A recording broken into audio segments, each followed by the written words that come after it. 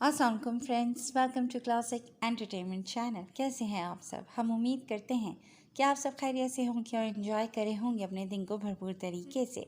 और जनाब, हम आपके लिए लेकर आ गए हैं नया सिलसिलेवार नावल रूह अबर की एपिसोड 5, जिसको आपके लिए तहरीर करी है निमशा मुख्तार। तो फिर देर नहीं करते, जल्दी से चलते हैं नावल की तरफ। मगर उससे पहले अगर आपने अभी तक हमारे चैनल को लाइक और सब्सक्राइब नहीं किया तो इसको सब्सक्राइब करें, आइकॉन बटन दबाएं ताकि हमारी नई और म्यारी वीडियोस आपको सबसे पहले देखने को मिले। तो फिर चलते हैं रूह अबर की एपिसोड 5 की तरफ। शदीद तैश के ज़ेर असर वो पूरी कुव्वत से एक ज़बरदस्त घूंसा फरमान के जबड़े पर रसीद कर गया था, जिसकी ताब न लाते हुए वो कराहता हुआ ज़मीन बोझ हुआ और इस उफ्ताद पर करीब ही खड़ी कज़लबाश के लबों से बेसाख्ता चीख बरामद हुई थी। वो दाने से उछल कर चंद कदम दूर हुई। तुम आज नहीं बचोगे, किसी भूखे शेर की मानंद उस पर झपटते हुए वो उसे कॉलर से उठाकर वापस खड़ा करता, अगले ही लम्हे अपनी टांग घुमाकर उसके पेट में मारता उसे फिर से झुकने पर मजबूर कर गया। कज़लबाश ने बौखला कर अतराफ में देखा। कुछ दूर बस 2-3 लड़कियां थीं जो इसी जानिब मुतवज्जा थीं, और एक जानिब 2 लड़के खड़े तमाशबीन होने का किरदार निभा रहे थे।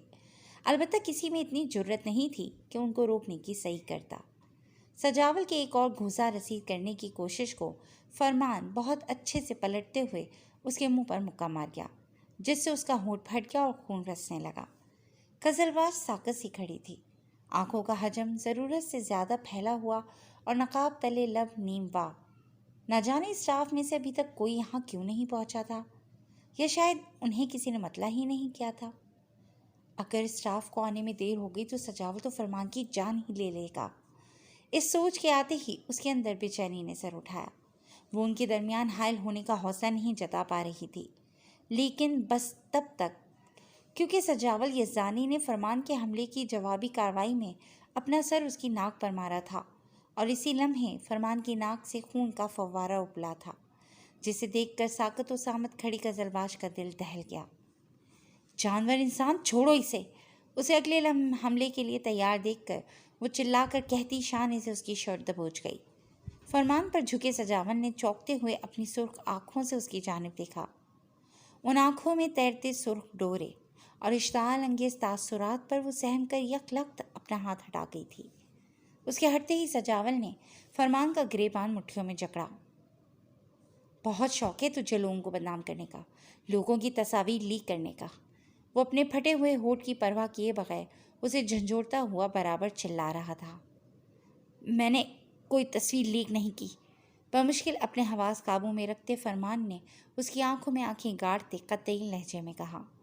उसके नाक से बहता खून अब मुंह में जा रहा था, जबकि जबड़ी पर लगी ज़रब के बाइस बोलने तक में तकलीफ हो रही थी। जैसे मैं तेरी खसलत नहीं जानता हूँ, हाँ? सजावल ने उसे एक और झटका देते हुए इंतहाई नफरत आमेज लहजे में इजहार किया, तो कज़लबाश के अंदर की बहादुर लड़की ने फिर से करवट ली और वो एक बार फिर ज़बान को हरकत देने की हिम्मत जताती इंतहाई नापसंदीदगी से गोया हुई। तुम वाकई एक घटिया इंसान हो, जानवर से भी बदतर। उसके निडर अंदाज पर सजावल ने एक बार फिर से गर्दन फेर कर उसकी जानिब देखा, लेकिन इस बार वो डरी नहीं थी, क्योंकि दूर से प्रोफेसर साहब को आता वो देख चुकी थी। हो गया तुम्हारा? चलो अब जल्दी से भागो, कोस्टर निकल जाएगी। फरमान को परे धकेल कर वो मुकम्मल उसकी जानिब घूमता महफूज कुन लहजे में गोया हुआ, तो कज़लबाश को याद आया गाड़ी का वक्त तो वाकई हो गया था। उस पर एक नफरत से भरपूर निगाह उछालती वो घास से अपना बैग उठाकर कांधे पर डालने लगी। और सुनो, मेरे इंतज़ार में गाड़ी रुकवाने की ज़रूरत नहीं है। आज मैं ज़रा खातिर मदारत करवा कर आऊँगा। घास पर झुके बैठे उनसे कतन बेनियाज फरमान की जानिब अबरू से इशारा करते उसने आंख मीच कर कज़लबाश के तन बदन में आग लगा दी थी। मर जाओ तुम। नफरत से पुर लहजे में वो उस पर 4 हरूफ भेजती वहाँ से निकलती चली गई, जबकि सजावल अब पुरसुकून सा यूसुफ साहब की तरफ मुतवज्जा हुआ था, जिनके तने अजलात उसकी हरकत की मरहूने मिलनत थे और अब उसे खासा मज़ा दे रहे थे। ये क्या हरकत थी सजावल? तुम्हारे इस कदर इश्ताल की वजह जान सकता हूँ मैं? डायरेक्टर साहब ने एक तेज़ नज़र उसकी ढिठाई भरे तासुरात पर डालते हुए इस्तफसार किया था। جواباً سجاول نے بے خوفی سے ایک نظر دائیں جانب بیٹھے یوسف گیلانی اور دوسری نظر سنجیدہ تاثرات لیے مستطیل ٹیبل کی دوسری طرف ٹانگ پر ٹانگ چڑھائے بیٹھے ڈائریکٹر صاحب پر ڈالی تھی۔ سر، کوئی بھی وجہ کم از کم اس کے رویے کو جسٹیفائی نہیں کر سکتی۔ اس قدر بے رحمی سے اس نے فرمان کو پیٹا ہے کہ وہ اس وقت ہاسپٹل میں ہے اور اس ناہنجار کو جیل تک ہو سکتی ہے۔ فرمان کے والد کس قدر اثر و رسوخ والے ہیں ہم سب جانتے ہیں، لیکن اس کے کیے کا بھگتان ہماری یونیورسٹی کو بھی بھگتنا پڑے گا۔ سر یوسف کو تو اپنی فکر کھائے جا رہی تھی۔ ایک طرف جہاں سجاول نے ایک انتہائی قدم اٹھا کر ان کا راستہ سہل کر دیا تھا، وہیں دوسری جانب انہیں ڈر تھا کہ کہیں فرمان کے والد زبیر سہلانی اپنے بیٹے سے بڑھتے گئے رویے کے نتیجے میں خفا ہو کر ان کا بنا بنایا کام نہ ڈبو دیں۔ ارے سر، میرے پھپھا کتنے اثر و رسوخ والے ہیں میں اچھے سے جانتا ہوں، اور آپ کو تو خوش ہونا چاہیے کہ جو آپ چاہتے تھے وہی ہو رہا ہے۔ کیوں، کیا غلط کہہ رہا ہوں؟ سجاول کا ازلی ڈھیٹ پن اوت کر آیا تھا اور اس کے یوں کھلے ڈلے انداز میں براہ راست یوسف صاحب کو لتاڑنے پر وہ قدرے بے چین ہوتے پہلو بدل کر رہ گئے۔ کیا مطلب ہے؟ کہنا کیا چاہتے ہو سجاول؟ ڈائریکٹر صاحب نے اسے ٹوکتے ہوئے اس کے جملے کی وضاحت مانگی تو وہ ایک کمینی سی مسکراہٹ یوسف صاحب کی جانب اچھالتا اپنا فون آن کر کے ڈائریکٹر صاحب کے قریب آیا اور اسکرین ان کی نگاہوں کے سامنے کی۔ ڈائریکٹر صاحب نے اپنی گلاسز درست کرتے ہوئے فون اس کے ہاتھوں سے تھاما۔ سامنے موجود تصویر پر ان کے چہرے کے تاثرات غیر فہم ہوئے تھے۔ یہ تو تم خود ہو، اور یہ لڑکی؟ تم یونیورسٹی میں یہ حرکت نہیں کر رہے ہو؟ وہ طیش میں آتے اس کی جانب گھومے۔ اس کا جواب تو میں آپ کو بعد میں دوں گا، پہلے یہ تو سنیے۔ اس کی انگلیاں بڑی پھرتی سے فون پر متحرک تھیں۔ مطلوبہ ایپ کھول کر اس نے وائس نوٹ پلے کیا۔ یہ اب کنٹرول سے باہر ہے، یوسف گیلانی صاحب کی آواز ابھری تھی۔ تھوڑے توقف کے بعد وہ سپروائزر کو کمرے سے جانے کا حکم دے رہے تھے۔ آپ لوگ جا سکتے ہیں۔ فرمان، آپ رکیے۔ اس کے بعد دروازہ کھل کر بند ہونے کی آواز ابھری۔ دیکھ لیجئے سر، میں بہت کام کا بندہ ہوں اور اس سے بہتر آپشن بھی۔ فرمان کا جتاتا لہجہ بڑا واضح تھا۔ یوسف صاحب نے بمشکل تھوک نگلتے ہوئے ڈائریکٹر صاحب کا چہرہ دیکھا، جو جبڑے بھیجے تمام ریکارڈنگ سن رہے تھے۔ میں جانتا ہوں، تم فکر مت کرو، بس میں ایک موقع کا انتظار کر رہا ہوں۔ سجاول غصے میں کوئی نہ کوئی غلطی کرے اور اس کو ہٹائے۔ پریزیڈنٹ تم ہی بنو گے۔ یوسف صاحب کی آواز ایک بار پھر سنائی دی تھی۔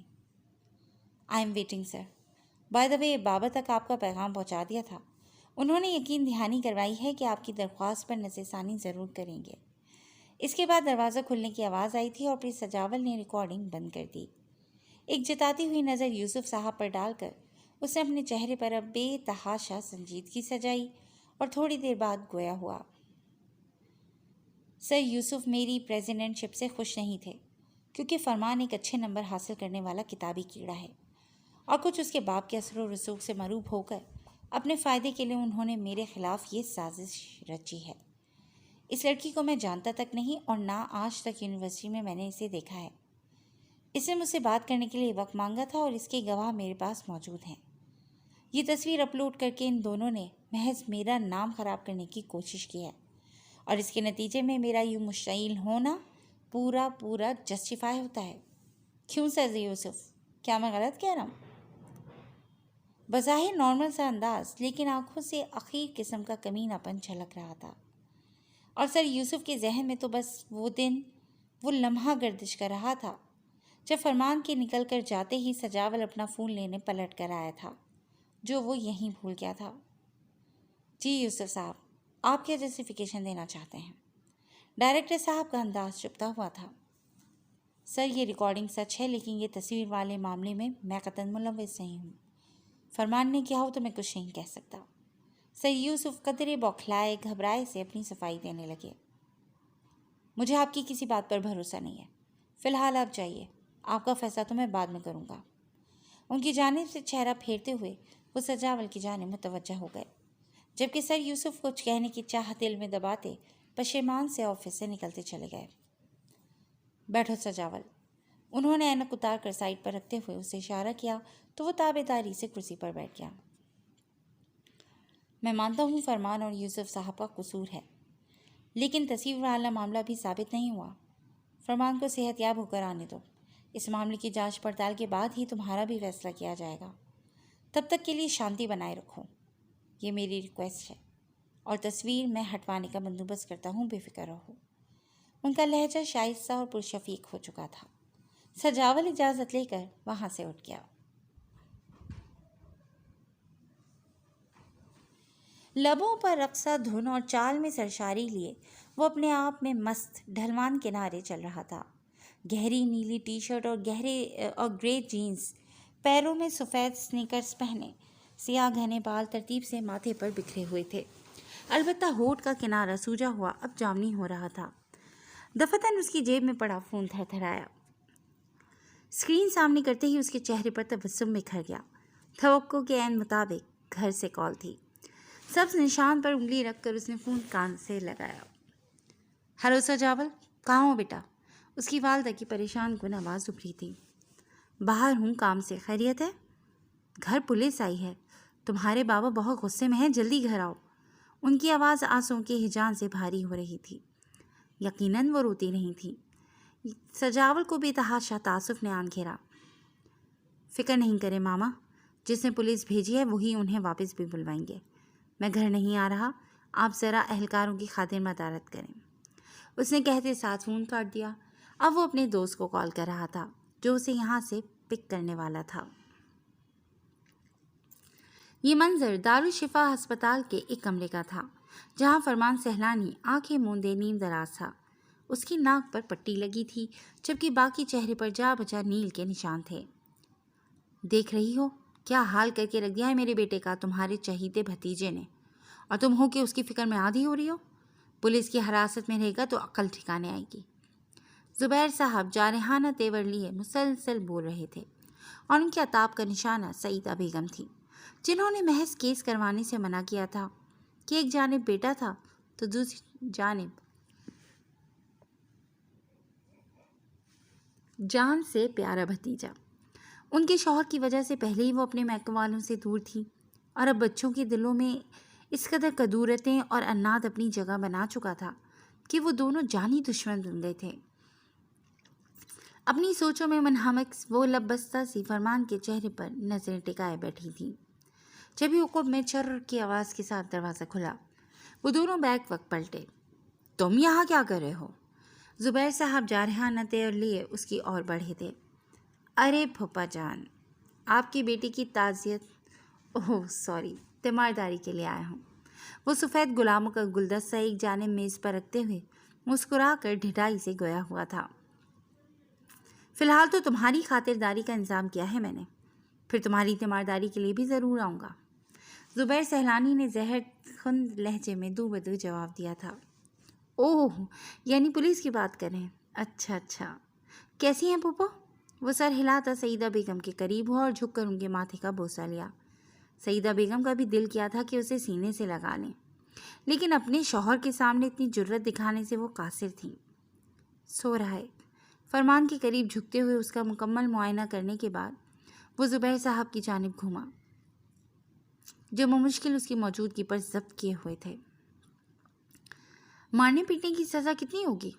3 دن چلیں 1 ہفتہ؟ ہاں، خاطر مطارت کے لیے اتنا عرصہ کافی ہے، مجھے منظور ہے۔ وہ اب چلتا ہوا ان کے مقابل آن کھڑا ہوا، تن کر ان کی آنکھوں میں آنکھیں گاڑے، اور اس کے عضلات یک لگ سکتی آن سمائی تھی۔ اب میں اتنا کمزور نہیں ہوں کہ آپ میری اتنی خاطر مطارت کریں اور بدلے میں پے بیک نہ کروں۔ پھر وہ چیز آپ کی شائن شان بھی ہونی چاہیے نا۔ تو section 21(1)(d) of prevention of electronic crimes act 2016 کے تحت آپ کے بیٹے پر میری خفیہ تصاویر بنا کر اسے سوشل میڈیا پر شیئر کرنے کا الزام میں ایک کیس میری طرف سے بھی ہوگا، جس کی سزا کم از کم 3 سال قید اور 10 لاکھ جرمانہ ہے نا آپ کے شایان نشان؟ اپنی بات کے اختتام پر زبیر صاحب کے چہرے کی متغیر ہوئی رنگت دیکھ کر اس کے اندر تک سکون اتر گیا تھا۔ میرے بیٹے نے ایسا کچھ نہیں کیا، وہ اپنا اعتماد بحال کرتے ہوئے مضبوط لہجے میں گویا ہوئے تھے۔ میرے پاس تمام ثبوت ہیں پھوپھا جان۔